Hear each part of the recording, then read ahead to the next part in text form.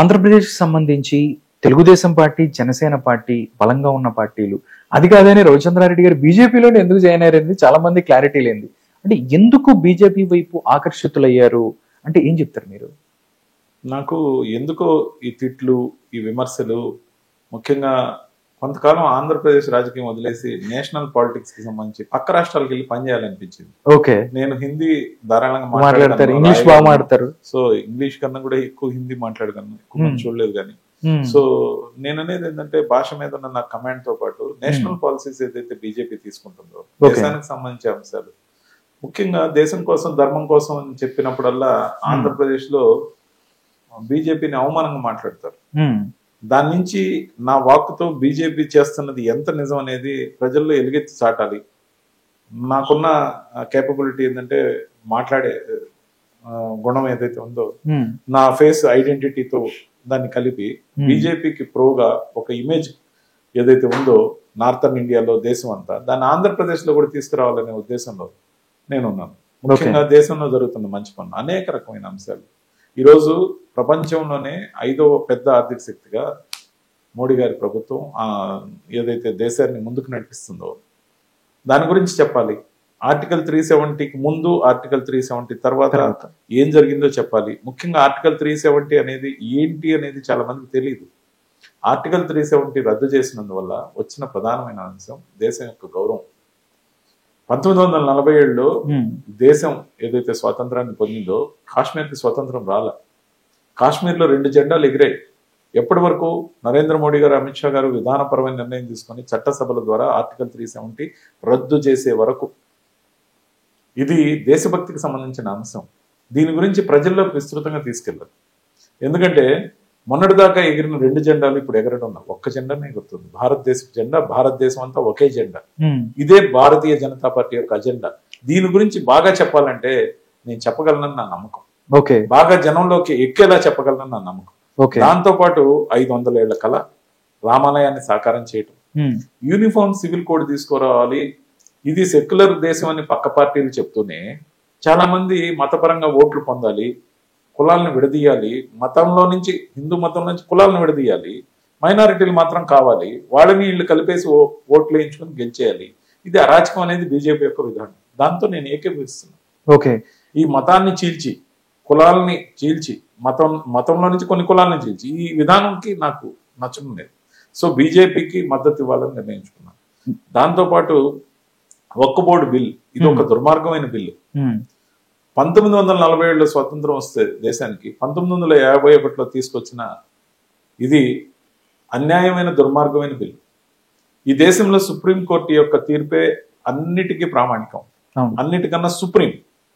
కానీ వక్ఫ్ board bill అధీనంలో ఊర్లకు ఊర్లు, వేలాది ఎకరాలు, గ్రామాలకు గ్రామాలు, నగరాలు, పాండ్యులు చోళ్లు కట్టిన గుళ్ళు, గోపురాలు, గవర్నమెంట్ ఆఫీసెస్, రైల్వే స్టేషన్స్, ఇవన్నీ కూడా వక్ఫ్ బోర్డు పరిధిలో ఉన్నాయి. ఇలాంటి వక్ఫ్ బోర్డు బిల్లు దుర్మార్గంగా ఆ రోజు చేశారు.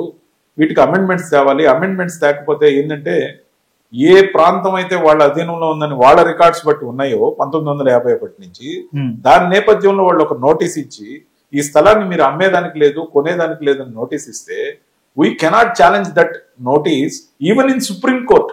ఆ విధమైన చట్టం దుర్మార్గంగా కాంగ్రెస్ చేసిందనే అంశం నేను కాంగ్రెస్ లో ఉన్నప్పుడు నాకు తెలియదు.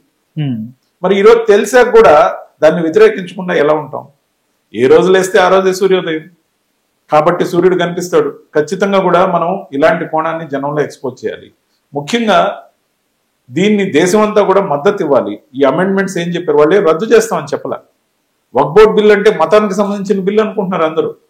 మతానికి సంబంధించిన బిల్ అయితే వక్ఫ్ బోర్డుకి సంబంధించిన ఇన్ని వేలాది ఎకరాలు, ఇన్ని వేలాది గ్రామాలు, నగరాలు, ఇంత ఏదైతే ఉందో, భారతదేశ ప్రభుత్వం దగ్గర ఎంత నేల అయితే ఉందో, భారతదేశం మిలిటరీకి సంబంధించిన ఎంత నేల అయితే ఉందో, దానికి సరిసమానంగా వక్ఫ్ బోర్డు దగ్గర అంతే నేల ఈ భారతదేశం భూభాగంలో ఉంది. ఆ విధంగా చట్టం చేసింది ఎవరు? సుప్రీంకోర్టు కూడా దక్కలు కాకూడదని చట్టం చేసింది ఎవరు? ఇది కాంగ్రెస్ పార్టీ చేసిన దుర్మార్గం. దాన్ని మార్చాల్సిన సమయం వచ్చినప్పుడు భారతీయత కోసం పాటుపడే ప్రతి పార్టీ కూడా దేశ అభిమానం ప్రజల కోసం అని నిర్ణయించుకున్నప్పుడు ఖచ్చితంగా వక్ఫ్ బోర్డు బిల్లుకి మద్దతు ఇవ్వాలి. ఏ రాజకీయ పార్టీ అయినా మద్దతు ఇవ్వాలి. అది సభ్యులు ఉండని, పార్లమెంట్ సభ్యులు ఉండని, లేకపోని విధానపరంగా ఒక నిర్ణయం తీసుకోవాలి. ఇది దేశం కోసం, ఇది ధర్మం కోసం, దీనికి మనం మద్దతు ఇద్దామని ఉండాలి. ఓకే కానీ వైఎస్ఆర్సీపీ దానికి మద్దతు ఇవ్వలేదు. ఇది నాకు నచ్చలేదు. ఓకే దీన్ని నేను కొంతమంది పార్లమెంట్ సభ్యుల దగ్గర ప్రస్తావించాను వైఎస్ఆర్సీపీ. కానీ ఇది మన పార్టీ విధానం అన్నప్పుడు ఇది మతపరమైన కోణంలో చూడొద్దు. ఫరూక్ గారు నంద్యాలకు సంబంధించి ఎమ్మెల్యేగా పొత్తులో గెలిచారు, మినిస్టర్ ఉన్నారు. ఆయన ముస్లిం అయితే గెలవలేదా? పొత్తులో ఉంటే భారతీయ జనతా పార్టీతో అనేక రాష్ట్రాల్లో ముస్లిం అభ్యర్థులు గెలవలేదా? ఇది మతపరమైన అంశం కాదు, దయచేసి ఆ కోణంలో చూడొద్దు అంటే లేదు మేమేం చేయలేమన్నారు. ఇది నాకు నచ్చలేదు. దాంతోపాటు ముఖ్యంగా ఈరోజు అది జేపీసీ యొక్క ఆమోదం పొంది it is ready to clear. ఖచ్చితంగా కూడా ఆ మార్పులు వచ్చే వరకు, ఆ అమెండ్మెంట్స్ వచ్చే వరకు వెంటనే రియలైజ్ అయిన ఆంధ్రప్రదేశ్ ప్రభుత్వం చంద్రబాబు నాయుడు గారి ఆధ్వర్యంలో వక్ఫ్ బోర్డు బిల్ ని ఆంధ్రాలో రద్దు చేయడం జరిగింది. డైరెక్ట్ గా రద్దు చేశారు ఆయన. ముఖ్యమంత్రి చంద్రబాబు నాయుడు గారు రద్దు చేశారు.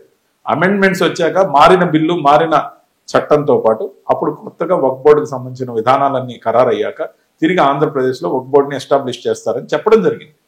ముఖ్యంగా మీరు గమనించాల్సింది ఏంటంటే ఇది మతపరమైన కోణంలో ఎందుకు చూడొద్దు అంటున్నానంటే, వక్ఫ్ బోర్డు అగర్ ముస్లింస్ కి సంబంధించిన అంశమే అయితే ఏ ఒక్క పేద ముస్లింకి కూడా ఒక ఇంచు కానీ ఒక గజం కానీ స్థలం ఇవ్వలేదు. వక్ఫ్ బోర్డు ఫ్రీగా ఎక్కడ ఇవ్వలేదు, ప్రభుత్వాలు ఇచ్చాయి. కానీ వక్ఫ్ బోర్డు ఎవరికి ఫ్రీగా ఇవ్వలేదు. కాబట్టి ఈ అంశాన్ని గుర్తెరిగి ఇది మతపరమైన అంశం కాదు, ఓటు బ్యాంకు రాజకీయాలు చేయకూడదనే దానికి నేను కట్టుబడ్డా. అందుకే బీజేపీలో చేరా.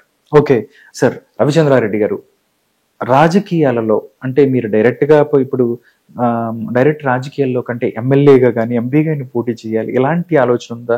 చట్టసభల్లోకి వెళ్ళాలి, ఎందుకంటే మీకు సబ్జెక్ట్ ఉంటే మీరు అన్ని ప్రజా సమస్యల మీద చాలా అవగాహన ఉంది. బీజేపీ మీ దగ్గర బీజేపీలోకి వెళ్ళినప్పుడు ఎలాంటి హామీ ఇచ్చింది, ఏం చెప్పారు? మీరు కార్యకర్తగానే పనిచేస్తారా, లేకపోతే మళ్ళీ మీరు వైఎస్ఆర్ కాంగ్రెస్ పార్టీకి నాకు ఎమ్మెల్సీ ఇస్తానంది అందుకని అట్లా మాట్లాడారు. బట్ ఇలాంటి కమిట్మెంట్ ఏదన్నా బీజేపీలో మీకు వచ్చిందా? ఏ విధంగా ఏం కావాలనుకుంటున్నారు? వైఎస్ఆర్సీపీలోకి వచ్చే ముందు కమిట్మెంట్ అంటే ముఖ్యంగా నాకు కమిట్మెంట్ గా చెప్పింది ఏంటంటే జాతీయ అధికార ప్రతినిధి ఇవ్వాలని, దాంతోపాటు ఎమ్మెల్సీగా చట్టసభలోకి తీసుకెళ్లాలని నేను కోరి వచ్చా. నాకు హామీ ఉంటేనే వచ్చా. ఓకే, బీజేపీలోకి వెళ్ళేటప్పుడు నేను బీజేపీలో పనిచేయాలనుకుంటున్నాను, సాధారణ సభ్యుడిగా వస్తాను, అన్కండిషనల్ గా పార్టీ కోసం పనిచేస్తాను. మొదటి 2 సంవత్సరాల్లో నా అంతటి నేనుగా ఏ పదవిని నేను కోరనని, మీరు ఇచ్చేది మాత్రం అసైన్మెంట్ నిరంతరం ఇవ్వమని, అది ఇక్కడ ఆంధ్రప్రదేశ్ లో కాకుండా వీలైతే కొంతకాలం ఒక 2 సంవత్సరాల పాటు బయట రాష్ట్రాలకు పంపమని, సంఘ్ యొక్క ఆలోచన బీజేపీ యొక్క రాజకీయ సిద్ధాంతాన్ని కలిపి సంఘ్ కోసం పనిచేసే వాళ్ళని ప్రచారక అంటారు, బీజేపీ కోసం పనిచేసే వాళ్ళని బీజేపీకి నాయకుడని కార్యకర్తని ఇచ్చే అసైన్మెంట్ ని బట్టి నిర్ణయిస్తారు. బీజేపీ యొక్క రాజకీయ పాలసీని ఏదైతే సంఘ్ యొక్క థాట్ ని తీసుకుని కలగలిపి నేను ఒక ప్రచారక లాగా బీజేపీ ఈ దేశానికి ఏం చేసింది, ఏమేం చేస్తుంది, ఈ దేశానికి ఎంత మేలు ఆర్థిక పరంగా జరిగింది, ఎంత రక్షణ వ్యవస్థ బాగుపడింది, ఎన్ని పెట్రోలియం ఉత్పత్తుల అప్పులు కట్టింది, ఈ దేశం యొక్క ఇంచు స్థలం కూడా పోకుండా గత 11 ఏళ్ల నుంచి దేశాన్ని ఎలా రక్షిస్తుంది, ఎంత ఎక్విప్ అయ్యాము, ఎంత మోడర్నైజ్ అయ్యాము, ఏ విధంగా నోట్లు రద్దు చేస్తే విమర్శించారో దానికి నేను అడిగే సింపుల్ క్వశ్చన్, కాశ్మీర్ లో ఈ రోజు జవాన్ల మీద అల్లరి మోకలు రాళ్లు విసురుతున్నాయా లేదా గమనించమని అడుగుతున్నారు. విదేశీ కరెన్సీ మన కరెన్సీని వాళ్ళు ప్రింట్ చేసి అల్లరి మోకలకి ఇచ్చి మన మీద రాళ్లు వేయించి మన జవాన్లు గాయపరిచిన విధానాన్ని లేకుండా చేసిన ఘనత బీజేపీది కదా. అనేక ప్రధానమైన అంశాలు తీసుకుంటున్న సమూలమైన మార్పులు, విప్లవాత్మకమైన నిర్ణయాలు, వీటన్నిటి గురించి ప్రచారకగా బీజేపీ ప్రచారక్ అనే పేరుతో నేను పనిచేయడానికి ముందున్నా. ఖచ్చితంగా నేను హామీ అంటూ అడిగింది అసైన్మెంట్స్ ఇవ్వమని మాత్రమే, ఎటువంటి హామీ కానీ మనసులో ఉన్న కోరిక చట్టసభల్లోకి వెళ్ళాలి, ఏ రూపంలో అయినా వెళ్ళాలి. ఎమ్మెల్సీగా వెళ్ళొచ్చు, ఎమ్మెల్యేగా వెళ్ళొచ్చు. మొన్న కూడా వెంకటగిరికి నా పేరు కొంత ప్రస్తావనకు వచ్చింది, కొంత జనాల్లో పాపులర్ అయింది. ఆల్మోస్ట్ నాకు పిలిచి చెప్పడం జరిగింది, ఈసారి నేను చట్టసభలో తీసుకువెళ్తామని చెప్పి జగన్మోహన్ రెడ్డి గారు చెప్పారు, విజయసాయి రెడ్డి గారు కూడా చెప్పారు. కాబట్టి ఈసారికి ఎమ్మెల్యే అనేది పార్టీ నిర్ణయం వదిలేసి అని చెప్పారు, ఎమ్మెల్సీగా తీసుకెళ్తామని మొన్న కూడా చెప్పారు. మొన్న గెలిచుంటే బహుశా ఎమ్మెల్సీ అయ్యేవాడినేమో. కానీ నేను అనేది ఏంటంటే ఒక్కోసారి నాకు వచ్చినంత మాత్రం అవకాశాలు వైఎస్ఆర్సీపీలో చాలా మందికి రాలేదు, 10 ఏళ్ల పైగా ఉన్న వాళ్ళకి రాలేదు. నాకు వచ్చిన అదృష్టం మంచిదే. నన్ను నాయకుడిగా ఉన్న వైఎస్ జగన్మోహన్ రెడ్డి గారు అభిమానించిన తీరు గణనీయంగా ఉంది. అందుకనే ఆయన పట్ల ఎప్పుడు కూడా ఆ గుడ్ గెస్చర్ అనేది ఉంటుంది. కానీ ఒకసారి పార్టీ మారిన తర్వాత నేను వైఎస్ఆర్సీపీని సమర్థించే వ్యక్తిని కాదు, బీజేపీని సమర్థించే వ్యక్తిని, కూటమి ధర్మాన్ని పాటించే వ్యక్తి.